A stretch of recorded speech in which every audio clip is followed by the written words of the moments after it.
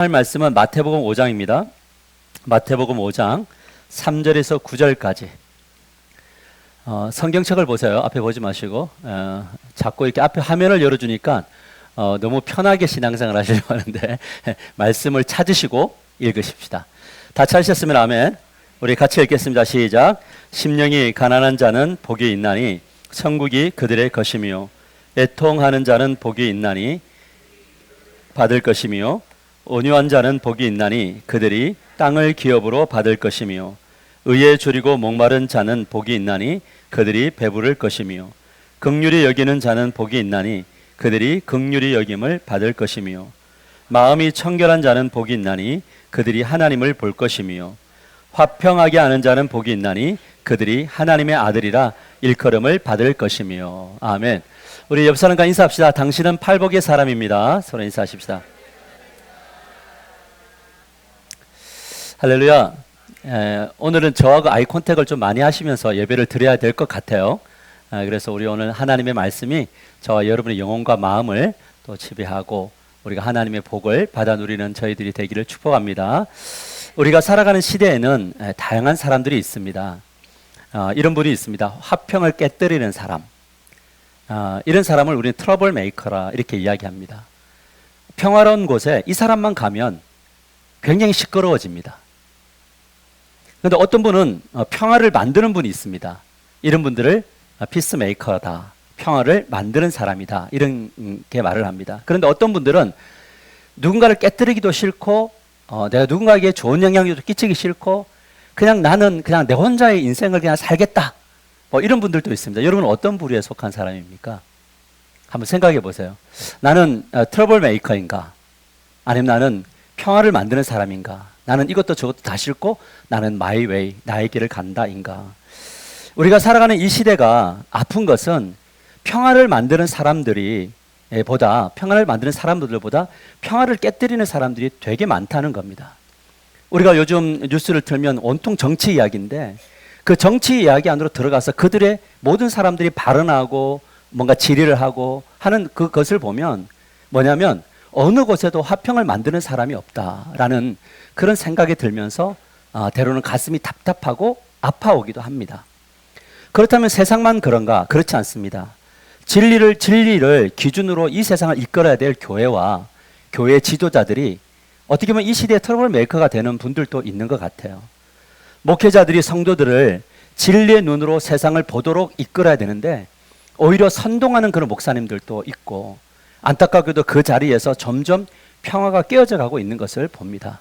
우리 고신에 또 이 요즘에 이슈가 되고 있는 저 부산에 가면 모 교회가 있습니다. 저희들이 정말 존경하고 또 이 한국 교회의 도전이 되었던 교회인데 어느 날부터인가 너무 기울어져서 모든 성도들을 그쪽으로 몰아가는 그렇게 만드는 그런 일들을 보면서 우리 후배들 입장에서 볼 때 너무 가슴이 아프기도 합니다. 안타까운 것은 이 이념의 전쟁이 교회 안으로 들어와서 예수 그리스도의 피값으로 산 형제를 갈라놓았다는 겁니다. 표면적으로는 말씀을 나누지만 그 뒤로 들어가 보면 그 이념이 들어와 있어서 나는 당신하고 달라라고 하는 그 갈라치기가 교회 안으로 들어왔다는 거죠. 만일에 주님이 이 땅에 오셔서 이런 현상들을 본다면 아마 주님이 성전을 엎으신 것처럼 우리 모두를 책망하시는 그러한 삶 속에 우리가 있다라고 볼 수가 있는 거죠. 지난번에 한 목사님이 저에게 공동 저자로 책을 펴보자라는 제안을 했습니다. 10명의 목사님들과 함께 이 가제인데 아직까지 제목은 정해지지 않았는데 교회를 다시 고민한다라는 주제를 가지고 책을 같이 만들어 보자라는 제안이 왔습니다. 근데 그분이 저에게 이제 컨텐츠 제목을 보여주는데 그 제목을 보는 순간 저의 가슴이 뛰는 부분이 있어서 흔쾌히 예 목사님 제가 배우면서 책 쓰는 일에 함께 동참하겠습니다 했습니다. 근데 그 책의 컨텐츠 중에 이런 내용이 있습니다. 1장에는 세상이 생각하는 교회, 화면 보여주세요. 세상이 생각하는 교회. 4장에는 우리가 세상에 보여줄 교회에 대해서 내용이 있었어요. 지금 세상이 생각하는 교회는 어떤 모습일까? 세상이 우리 교회를 보면서 어떤 생각을 할까? 목회데이터 연구소 2024년도 국내 주요 언론 15곳의 기사를 대상으로 교회, 기독교, 목사, 예배, 선교 등에 대해서 5개의 키워드를 분석을 했어요. 근데 교회와 관련된 보도가 몇 건이었냐면 총 4,500건이나 되더라고요. 그 세상 뉴스 기자들이 볼 때 이 교회는 충분히 기사를 만들 수 있고 이슈가 될 수 있다는 건데, 이 4,500건을 내용을 정리해 보니까 중립적 입장을 취하고 있다 교회가 79.7%가 나오고요. 긍정적이다, 교회를 향하여 긍정적이다는 거 9%, 그리고 부정적이다가 11.3%가 나왔어요. 여기서 보여주는 게 뭐냐면 긍정적보다 부정적 요소가 점점 더 커져가고 있다는 것을 보여주고 있습니다. 물론 언론의 시각이 교회를 향하여 굉장히 부정적인 것은 사실입니다. 왜 이렇게 교회를 향하여서만 부정적일까? 사실은 다른 종교로 들어가 보면 그 종교 안에도 훨씬 더 부정적인 요소들이 있다는 것인데 왜 우리 기독교만 이럴까? 자, 그렇지만 우리가 어떤 특정 기관에 대해서 비판하고 우리가 반기를 들기보다는 이 언론이 주는 이 메시지를 통해서 우리가 지금 스스로 교회가 반성할 때가 아닌가라는 생각을 가지게 됩니다. 자, 그렇다면 우리가 세상에 보여줄 교회, 세상이 우리 교회를 어떻게 볼까가 나왔다면, 그러면 우리가 세상에 대하여 어떻게 이 교회가 어떤 모습으로 비춰져야 될까? 이것은 우리 편의 고민인 거죠. 그것은 바로 세상에 대해서 세상이 우리 보여줄 것은 평화를 만드는 성도들의 모습이어야 한다라는 겁니다. 저는 이 국회를 보면서 그 가운데 분명히 장로님들도 계실 것이고 안수 집사님들도 계실 것인데 어떤 누구 하나도 우리가 정말 평화를 만드는 사람이 되어야 됩니다 라는 이야기를 하는 분들이 없다는 것이 굉장히 안타까운 거죠. 여러분, 우리가 이 교회가 평화를 만드는 사람들이 그래도 희망이 있는 것은 여전히 이 세상 속의 교회가 무엇인가 평화를 만드는 일들을 지금도 끊임없이 하고 있다는 겁니다. 어떤 거냐면 무료급식, 연탄을 나누는 실천운동을 이 밥상 공동체라는 곳에서 여전히 하고 있고요. 또 그리스도인들 운동 중에 장기 기증을 해서 죽어가는 영혼들을 살리자라는 겁니다. 우리 교회 우리 박승자 권사님의 조카도 지금 뭐냐면 심장 이식을 급하게 기다리고 있다는 거죠. 만일에 우리가 생을 우연히 마감하게 된다면 우리가 그 한 생명을 살리고 세상을 갈 수 있다는 것이 얼마나 귀한가라는 생각이 듭니다. 1인 청년 가구를 돕는 교회들이 되게 많이 있고, 요즘 1인 청년들이 너무 많이 있다 보니 그들을 돕는 교회도 생겼고, 또 쪽방총에서 고생하시는 분들을 섬기는 목사님들과 사회단체들이 많이 생겼다라는 겁니다. 저는 이런 모든 행위들을 하는 분들을 저는 평화를 만드는 사람들, 피스메이커라고 부르고 싶습니다. 저는 오늘 우리에게 오는 질문, 도전은 뭐냐면 우리 하나교회가 세상에 보여줄 모습은 어떤 것인가? 여러분, 세상이 우리 교회를 어떻게 생각할 것 같아요? 우리 하나교회를. 이 상동이 어떻게 생각할 것 같습니까? 하나교회를. 몰라요. 7층에 있어요? 몰라요. 저 교회 목사가 어떤 목사인지, 그 교회가 어떤 삶을 살고 있는지 몰라요. 근데 우리끼리는 너무 좋은 교회예요. 아멘인가요? 저는 제가 목회한 교회 중에 지금 이 교회가 제일 좋아요. 이렇게 자부심이 없으세요? 제일 좋아요. 정말 훌륭한 교회예요. 그러면 우리 교회가 이 세상이 모르는 이 교회를 어떤 모습으로 보여줄까는 우리의 고민이고 우리가 함께 나눠야 될 이야기라고 믿습니다. 그러나 한 가지는 분명합니다. 우리 교회가 화평을 만드는 교회가 되기를 주님의 이름으로 간절히 축복합니다. 오늘 이 부분을 팔복을 통해서 살펴볼 텐데, 화평케 하는 삶이란 어떤 것인지, 화평하게 할 때 어떤 복이 주어지는지를 함께 살펴보려고 합니다. 그래서 오늘 말씀의 제목이 무엇이냐면 화평의 열매 행복입니다. 이렇게 정했습니다. 같이 한번 읽어봅시다. 크게 시작. 화평의 열매 행복입니다. 마태복음 5장 9절을 우리 상반절만 같이 읽어봅시다. 시작.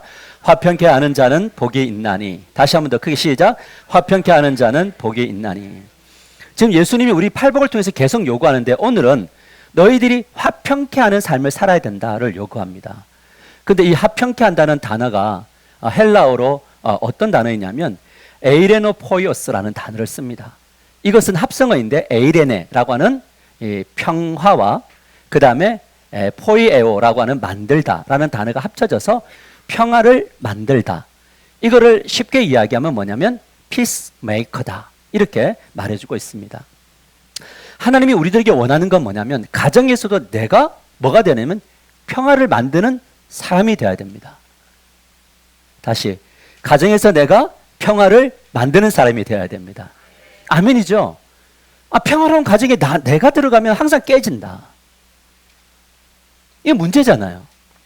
여러분, 교회 안에 나는 평화를 만드는 사람이 돼야 되고 직장에서 만들어야 돼. 이게 주님이 원하시는 뜻이다라는 거죠. 그렇다면 합평케 하는 삶은 어떤 방식으로 이루어지냐면 그것은 단순히 평화를 사랑해야지로 되는 것이 아니라 적극적으로 평화를 만들어야 되는 거예요.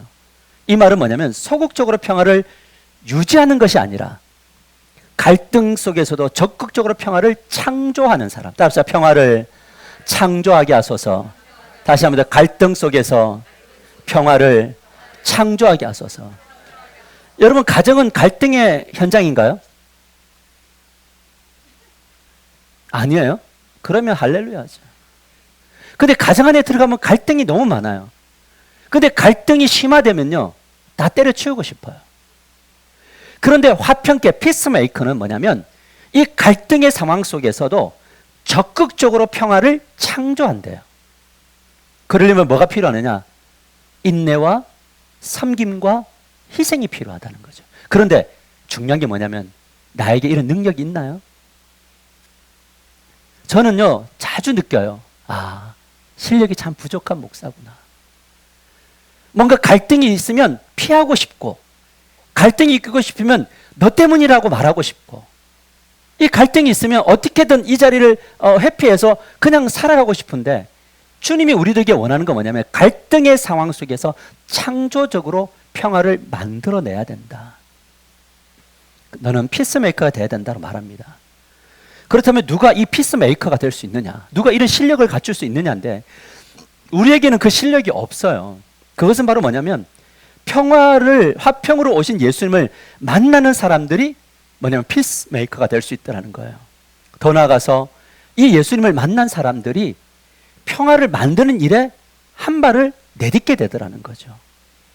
그래서 신앙은 추상적인 것이 아니라 실제적이다. 그래서 우리 구원이라는 것은 예수를 믿는다는 것은 또 반복합니다. 예수님에 대하여 아는 것이 아니라 예수님을 아는, 예수님에 대하여 살아가는 것이 아니라 예수님을 만나는 삶을 살아내야 된다라는 겁니다. 그렇다면 우리가 만나야 될 예수님은 어떤 분이시냐라고 할 때 그는 평화를 만드시는 분이셨다라는 거죠. 그분은 우리의 길을 make way 하시는 분이시지만 우리가 평화를 만드는 사람 되도록 구원하셨다. 할렐루야. 그래서 예수님을 만나면 우리는 뭐 할 수 있다? 평화를 만드는 사람이 될 수 있다. 바꿔 말하면 예수님을 만나지 못하면 그리스도인이라는 이름을 가져도 평화를 만들어내지 못한다라는 거예요. 우리가 믿는 예수님은 이런 분이세요. 에베소서 2장 13절에 보면 현대의 성경이 이렇게 말합니다. 같이 한번 읽어볼까요? 시작. 그러나 전에 하나님을 멀리 떠나 있던 여러분이 이제는 그리스도 예수 안에서 그리스도의 피로 하나님과 가까워졌습니다. 자, 여러분 저 9절 보면 그러나 전에, 이 전은 뭐냐면 예수님을 믿기 전에는 하나님과 멀리 떠나 있어요. 자, 멀리 있다는 것은 왜 멀리? 이거는 뭐냐면 죄가 하나님과 우리 사이를 가로막은 거죠. 이 죄란 어떤 거냐면 내가 왕 되는 거예요. 반역이에요. 내가 모든 주체자가 되는 거예요. 내가 아내도 붙들고 내가 자녀도 이끌고 내가 모든 환경들을 주도해서 나가려고 하는 이 반역이 하나님과 우리 사이를 가로막아서 하나님이 평안을 주시고 복을 주시고 싶은데 이것 때문에 못했던 전이죠. 근데 예수 그리스도가 이 죄를, 이 왕됨으로 파생된 모든 죄들을 다 해결하기 위해서 십자가를 지셨고, 이 십자가를 지셨을 때 우리의 모든 죄가 다 사라지며 하나님으로부터 평강과 하나님으로부터 복이 우리에게 주어질 길이 다 열렸음을 믿으시길 바랍니다. 그래서 우리가 누구와 가까이 가게 되냐면 하나님과 가까이 갈 수 있도록 누가 여셨다? 길을 여셨다. 그래서 우리는 이제 하나님과 원수가 아니라 우리는 하나님과 친밀한 관계를 유지하는 자녀가 되었다. 할렐루야. 예배당에서도 우리의 아버지시며 집에서도 우리 하나님이시고 삶의 현장에서도 늘 함께 하시는 하나님이시다. 그러니까 뭐냐면 이 사건이 믿어질 때 뭐냐면 예수님의 이름을 부르면요, 뭐가 되냐면 하나님이 나를 인도해 가셔요. 그리고 예수님의 이름을 부를 때 성령이 우리를 진리 가운데로 이끌어요. 그래서 우리를 성화시키는, 변화시키는 체험을 하게 돼요. 예전에는 못 참았는데 참고 있어요. 예전에는 지혜를 담아 말을 해야 되는데 그냥 했지만 지금은 지혜를 담아 말을 하게 돼요. 그리고 나를 통해서 가정이 평화가 일어나는 걸 경험하게 돼요. 이럴 때 화평을 만드는 사람으로서의 삶을 살아내게 된다는 거예요. 그래서 뭐냐면 말씀 안에 머물러야 된다라는 거예요. 제가 오늘 일부 예배 때는 교동문을 하는데 주의 말씀을 하루 종일 읊조리고 있습니다. 이 고백을 해요. 그러니까 이 주님의 이름을 부를 때 주의 말씀이 나를 뭐 하냐면 내 안에 머물러요. 그리고 그걸 계속 읊조리는 거. 하나님, 마음이 청결해지고 싶어요. 마음이 깨끗해지고 싶어요. 그런데 보니까 마음이 깨끗하지가 않아요. 그럴 때 또 어떤 기도를 합니까? 하나님, 깨끗해지기 원합니다. 그리고 저녁에 와서 그럼에도 불구하고 하루를 살아냈습니다라는 고백을 하게 되는 거예요. 그럴 때 내일이라는 날이 우리에게 뭐가 되냐면 희망의 날로 바뀌는 것을 보게 된다는 거죠. 그래서 이 하나님을 만나면 이제 수평적인 화평을 이루는 사람이 됩니다. 자, 보세요. 에베소서 2장 14절과 16절 보면 이렇게 말해요. 예수님은 우리의 평화가 되시는 분이십니다. 그분은 유대인과 이방인을 갈라놓은 담을 헐어서 둘이 하나가 되게 하셨습니다. 또 십자가로 그들의 적개심을 죽이고 둘을 한 몸으로 만들어 하나님과 화해시키기 위한 것입니다. 이렇게 이야기해요. 우리의 주님은 평화이신데 유대인과 이방인을 적개심을 가졌던 것들을 다 담을 무너뜨린대요. 그리고 둘이 뭐 하냐면 하나 되게 하신대요. 여러분, 우리 교회 안에 이념이 들어왔어요. 이 이념의 적개심을 하나님이 다 뭐 하냐면 허무셔요. 그리고 서로 뭐 할 수 있느냐? 이 변두리의 이념보다 진리에 근거하여서 서로를 뭐 할 수 있다? 사랑할 수 있고 섬길 수 있는 이 길을 열어주신다는 거죠. 결혼이라는 것은 뭐냐면 왕과 왕의 만남이에요. 아멘? 결혼은 왕과 왕의 만남이에요. 좀 더 강한 왕이 이겨먹지만 좀 약한 왕은 너무 슬퍼요. 시키하고 살려면 참아야 되는 거예요. 너무 힘든 거예요. 그런데 그래서 우리 안에 불화가 일어나고 화평이 깨져버렸는데 하나님 안에 들어가서 나의 왕권을 내려놓으니 뭐가 되냐면 그래, 너 왕해라. 그러면서 뭐가 되면 받아내는 품이 생기면서 그곳에 뭐가 생기냐면 화평이 이루어진다는 거예요. 그동안 예수님께서 팔복을 통해서 일관성 있게 강조한 게 뭐냐면 그것은 성삼위 하나님을 인격적으로 깊이 있게 만나야 한다. 평화로울 때도 만나고 다양한 어려움을 놓일 때도 만나서 하나님이 우리에게 베푸신 은혜를 잊거나 내려놓지 말고 끝까지 붙들고 걸어가라라는 거예요. 저는 여기서 끝까지 붙들으라는 거예요. 제가 새벽에 오시는 분들 중에 정말 어려운 환경 속에 놓여 있을 때가 있었어요. 근데 그 어려움이 오면 여러분 기도가 되나요? 자, 저를 보세요. 어려우면 기도가 돼요? 안 돼요. 그런데 여기에 와요. 기도할 힘도 없고 은혜도 안 되고 누가 위로하는 것도 위로가 안 돼요. 그런데도 와요. 기도할 힘이 없어서 벽에 막 기대 갖고 기도하고 어쩔 때 누워서 기도하기도 해요. 그런데 뭐냐면 끝까지 하나님을 놓지 않더라고요. 근데 시간이 지나니까 하나님이 그 안에 역사하시고 말씀이 들어가게 하시고 말씀을 읽게 하시고 내가 성경책을 보면서 그 이야기 했어요. 야, 성경책 찢어지겠다. 하도 많이 읽은 거 보여서 찢어지겠다. 그 이야기 했어요. 이 다양한 환경 속에도 끝까지 우리가 붙들어야 할 분은 누구냐? 하나님밖에 없다는 거예요. 여러분, 우리는 소원을 성취하기 위해서 신앙생활하는 것이 아니라, 잘 들으세요. 소원을 성취하기 위해서 신앙생활하는 것이 아니라 희망을 품고 살아가는 피스메이커가 되기 위해서 신앙생활합니다. 여러분, 하나님을 제대로 만나지 못한 사람들의 특징이 뭐냐면 소원이라는 단어를 두고 신앙생활해요. 소원.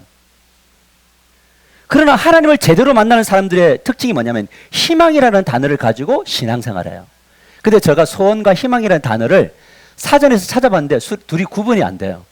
소원도 희망도 뭐냐면 원하고 바라는 것이 이루어지는 것. 이게 소원이고 희망이더라고요. 근데 성경은 또 많은 철학자들은 소원과 희망을 나누어요. 여러분, 소원은요, 개인적인 바람을 바탕으로 기원한다는 뜻이 있어요. 개인적인 바람과 기원이에요. 비록 현실적인 가능성이 없어도 바라는 거예요. 그게 바로 뭐냐면 예를 든다면 로또를 샀어요. 그러니까 로또가 되기를 원하는 것, 이건 소원이에요. 될 수 있을까요, 잘? 자, 희박하죠. 그럼에도 불구하고 그 희박성 속에서 혹시 나에게 이 100억이 들어올까 싶어서 사는 게 소원이에요. 자, 그러면 이 소원에 노력이 들어가나요? 노력이 안 들어가죠. 왜냐하면 복권 하나 사는 건 노력밖에 없지만 그 복권을 가지고 뭐 어떻게 하지 않잖아요. 어느 날만 기다려요? 복권 발표하는 날만 기다려요. 이거는 뭐냐면 소원이죠. 그래서 뭐냐면 이 소원은 수동적이에요. 누군가가 줘야지만이 운으로 가져간다는 생각이에요. 그렇기 때문에 오직 신앙의 목표를 누구에게 두느냐? 소원을 가진 사람은 자기 자신에게 둬요. 오늘 이 자리에 왜 나왔느냐? 내가 하나님께 복 받으려고. 오늘 이 자리에 왜 나왔느냐? 나의 문제 해결하려고. 모든 것들이 자기에게 국한돼요. 근데 희망은요, 미래에 대한 긍정적 기대감이 있지만 뭐냐면 바람을 행동으로 옮긴다는 거예요. 비록 힘이 들지만 목표한 바를 이루어지기 위해서 노력하는 것이 희망이에요. 자, 예를 든다면 나는 시험에 합격하기를 희망한다. 맞아요? 그러면 아무것도 안 하면 소원. 근데 나는 공부 1등 하기를 희망한다. 그러면 뭐 해야 돼요? 열심히 뭐 해야 되죠? 공부해야 되죠. 그런데 시험에 합격하나요? 합격 안 해요. 그러면 합격 안 해도 또 어떻게 하는 거죠? 포기하고 싶지만 또 공부하는 것이 희망이에요. 그러므로 희망은 노력이 들어가는 능동성을 가지고 있다는 거죠. 그런 의미에서 그리스도인들 어떤 사람이냐? 그리스도는 소원의 사람이 아니라 희망을 가진 사람이라는 거예요. 여러분, 소원 성취를 인생의 목표로 두는 사람들은요, 굉장히 낙관적이에요. 아, 내 소원은 이루어질 거라고. 그런데 이 낙관은 금세 비관으로 바뀝니다. 언제 바뀌냐면 소원이 안 이루어지면요. 오늘날 많은 그리스도인들이 뭔가를 소망해요. 막 기도하면서 소망을 가져요. 내가 이 기도를 해서 우리 자녀들이 꼭 시험에 합격할 거라고 믿어요. 소원이죠. 그런데 안 이루어질 때 그 낙관은 뭐냐면 비관으로 바뀐단 말이에요. 그래서 오늘날 우리 그리스도인 중에 이런 분들의 힘이 없죠. 여러분, 그러므로 주님이 요구하는 평안을 만드는 그 사명을 감당할 수가 없다는 거죠. 그런데 희망은 뭐 어떤 사람, 희망을 가진 사람의 특징이 뭐냐? 그것은 어떤 어려움이 찾아와도 하나님이 지금 이 자리에 함께 하신다는 걸 믿어요. 그리고 의존해요. 그러니까 뭐냐면 doing이 나와요. 아, 이때 내가 가만히 있을 수 없는 거죠. 낭망할 수 없는 거죠. 왜? 하나님이 이 상황 속에서 우리를 가장 합당한 길로 인도할 것을 믿기 때문에 우리가 기도를 하러 나가든 요청을 하든 어떤 삶을 살아낸다는 겁니다. 그렇기 때문에 이런 사람들은요, 뭐가 있냐면 힘이 있다라는 거예요. 그래서 이런 사람들은 어떻게냐, 자기 안에 역사하시는 하나님의 그 힘을 이제는 타자 중심적인 삶으로 점점점 변화시켜 나가요. 그래서 소원을 자신의 인생의 목표로 두는 사람은 오로지 자기 자신이에요. 그런데 희망을 신앙의 목표로 삼는 사람은 자신에게서 타인에게로 이동하면서 내가 누군가를 위해서 어떻게 살까를 고민하기 시작한다는 겁니다. 여러분은 어떤 그리스도인이십니까? 소원의 사람입니까? 아니면 희망의 사람입니까? 만일 여러분 때문에 가정이 변하고 교회가 변하고 세상이 변하고 있다면 여러분은 피스메이커입니다. 할렐루야. 저는 우리 하나교회 오시는 분들마다 삶이 변하고 있음을 믿습니다. 왜냐하면 피스메이커가 되는 거니까요. 하지만 나로 인하여 가정과 교회의 삶이 불화가 일어나고 있다면 저는 트러블 메이커라는 거예요. 여러분, 저는요, 교회에서는 참 피스메이커 목사인가요? 맞아요? 제가 여러분하고 트러블 일으키던가요? 여러분하고 별만한 맞짱 안 떠요. 왜냐하면 해봐야 소용이 없어요. 근데 가정에 가면요, 트러블 메이커가 될 때가 많더라고요. 나 오늘 하루 종일 다른 사람을 위해 살았고 하루 종일 에너지 쏟고 왔어? 건드리지 않았으면 좋겠어. 여러분, 우리가 예수님을 만난 사람들은 하나님으로부터 평화를, 성령이 진리 안에서 주시는 자유를 누리고 나누는 삶을 살게 하더라고요. 이 트러블 메이커의 실력을 가진 내가 하나님 어떻게 하면 내가 이 가정 안에서 내가 만나는 사람들 안에서 화평을 만드는 사람이 될 수 있을까요? 라는 거예요. 제가 요즘에 목사님들 만나면요, 입 다물자를 외치고 만나러 가요. 입 다물자. 제가 좀 이 말빨이 있고 좀 요즘에 뭔가를 막 느끼는 게 있으니까 막 말하고 싶어요. 그러면 주변 사람들이 저를 어떻게 볼까요? 아, 대단하다고 볼까요? 아니면 재수 없는 목사로 볼까요? 재수 없어. 안 만나. 이런 일들이 일어나더란 거예요. 더 나아가서 우리가 세상에 보여줄 교회에 대해서 함께 고민하고 정말 나누고 기도하면서 발견된 것을 실천하려는 희망을 품는 사람이 되어야 된다는 거예요. 우리 교회가 세상에 어떤 교회로 비춰질까?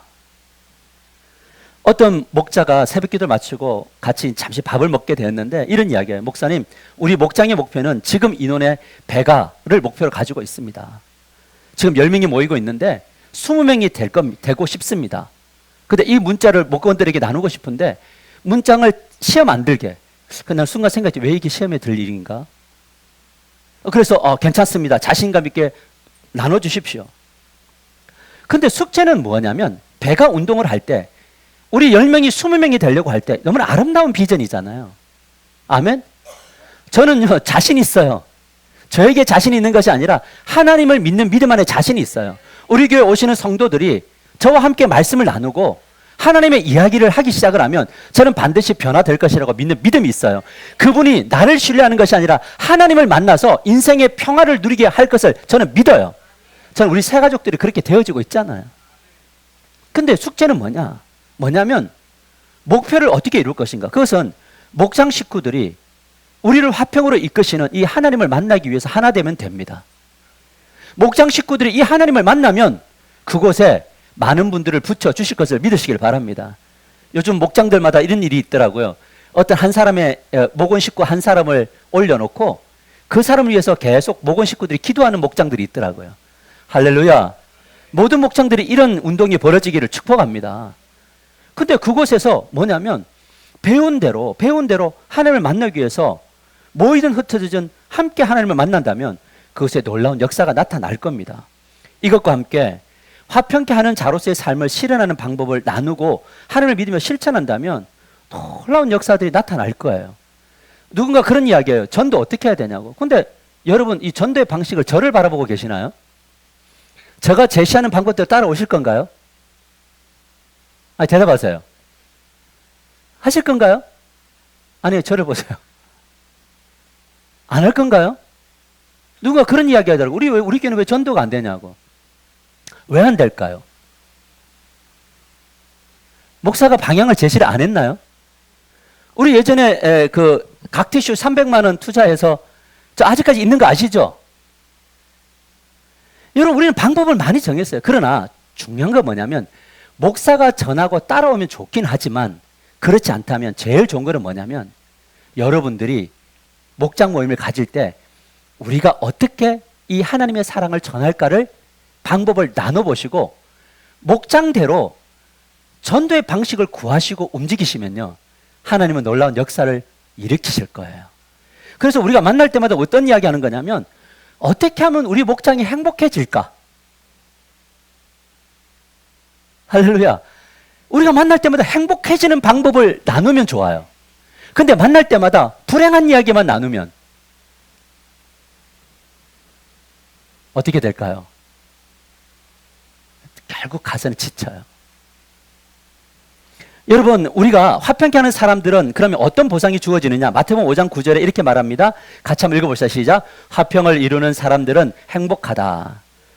여러분, 이거 당연한 이야기인가요? 내가 가정에 들어갈 때 하나님 퇴근하면서 결단하는 거죠. 그리고 집에 있는 식구들도 결단하는 거죠. 오늘 저녁에 우리 가족들이 만날 텐데 하나님, 저는 화평케 하기로 결단했습니다. 그러면 그것이 행복해질까요? 맞아요. 내가 화평하기로 결단하고 들어갔는데 그 사람들이 행복해지는 모습을 보면 나도 행복할까요? 그렇죠. 내가 트러블 메이커로 결단하고 들어가면 행복이 주어질까요? 여러분, 내가 트러블 메이커로 집에 들어가서 가족들이 고통스러워하고 내가 누군가가 막 힘들어하는, 나로 인해 힘들어하는 모습을 막 쾌감을 느끼고 이러면 빨리 병원 가셔야 됩니다. 근데 여러분, 우리 죄성은요, 내가 힘들 때 주변 사람도 힘든 것을 봐야 기쁩니다. 내가 힘들 때 다른 사람이 행복한 거 보면요, 못 참아요. 그런데 중요한 게 뭐냐면 주님을 만난 사람들은 나도 행복하고 다른 사람도 행복한 그 비전을 꿈꾸게 될 것을 믿으시기를 바랍니다. 그래서 우리는 항상 중요한 질문이 있는데, 하나님 주신 땅에서 어떻게 하면 내가 행복하게 할 수 있을까? 행복할까는 딱 한 가지밖에 없습니다. 그것은 바로 뭐냐면 날마다 죽어야 합니다. 날마다 죽으셔야 합니다.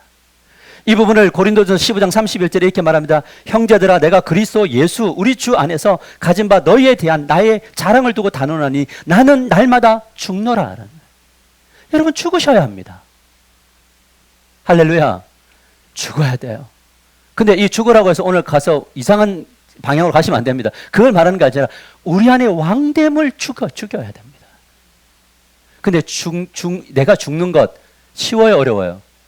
사단은요, 너 죽으면 너 바보야. 야, 넌 자존심도 없냐? 너는 참 무기력하구나. 패배자야. 이렇게 이야기합니다. 그런데 하나님은 이야기합니다. 너가 죽어야 돼. 나와 함께 십자가 앞에서 죽어봐. 그러면 너가 살아라는 이야기예요. 참 신기한 것은 내가 막 잘났다, 내가 막 한다는 주변에 사람들이 없어요. 여러분 친구 관계 속에도 막 주도하고 막 자기 잘난 척하고 막 이런 사람들 옆에 보면요. 결국 사람이 없고 홀로 남아요.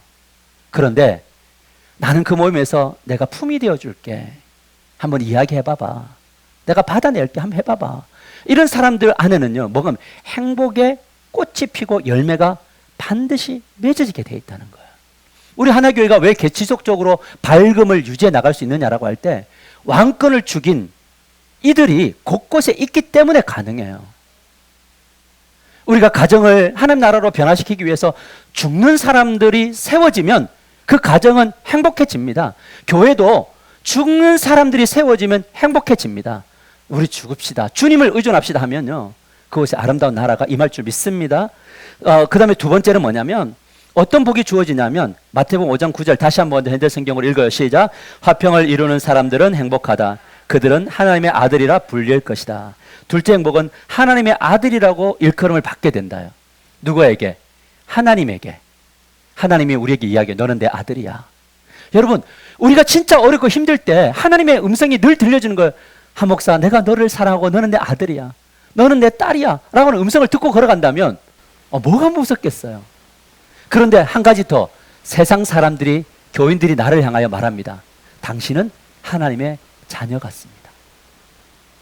근데 우리의 질문이 있잖아요. 이게 복인가요? 세상 사람들이 나를 하나님의 자녀라고 불러주는 게 복인가요? 어떤 분들에게 야 이거 우리 교회 쇼츠 인스타그램에 올려봐 그러니까 싫대요. 근데 안 물어봤지만 알아요. 왜 싫은지. 내 인스타그램에 내가 그리스도인인 걸 드러내기 싫으니까. 왜냐면 좀 편하게 살려면 내가 세상 속에서 하나님의 아들이라고 불리는 것이 편해요, 불편하게 돼요, 이게.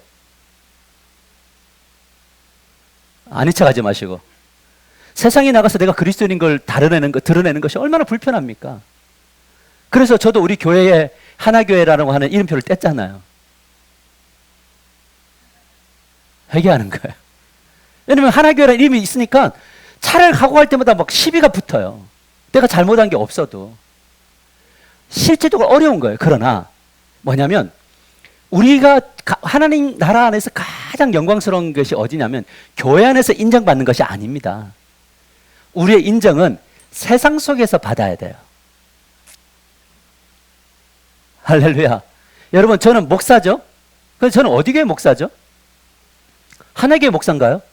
제가 목사인데 옆에 행복한 교회 가가지고 들어가서 강대생 올라가는데 제가 이 교회 목사입니다. 그럼 됩니까? 안 됩니까? 저는 이 하나교회 목사죠. 이 집합 건물 안에 있는 이 건물주들 안에서 저는 목사인가요? 아니면 건물주도 아니구나. 이제 소속인가요? 제가 이 건물 안에서 사람들에게 저는 목사입니다. 이럴 수 없죠.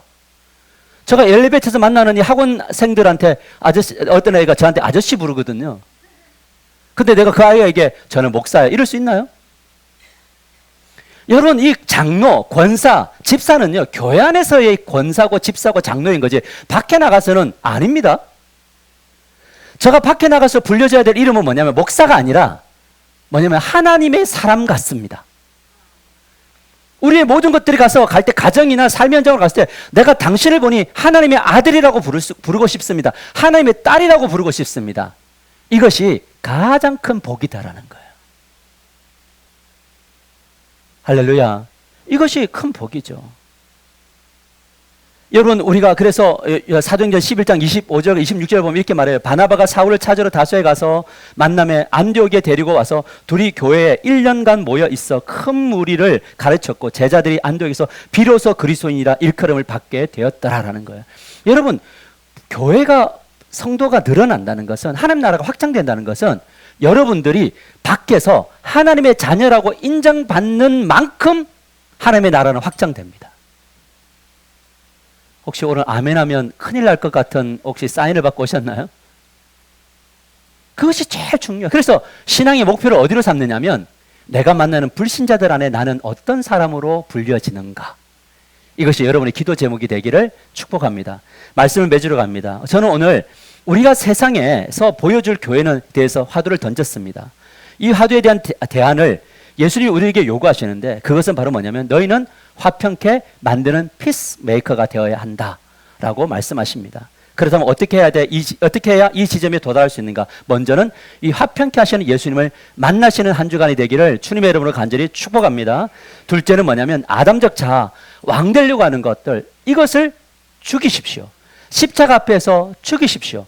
그러면 그곳에 놀라운 역사가 일어나게 될 겁니다.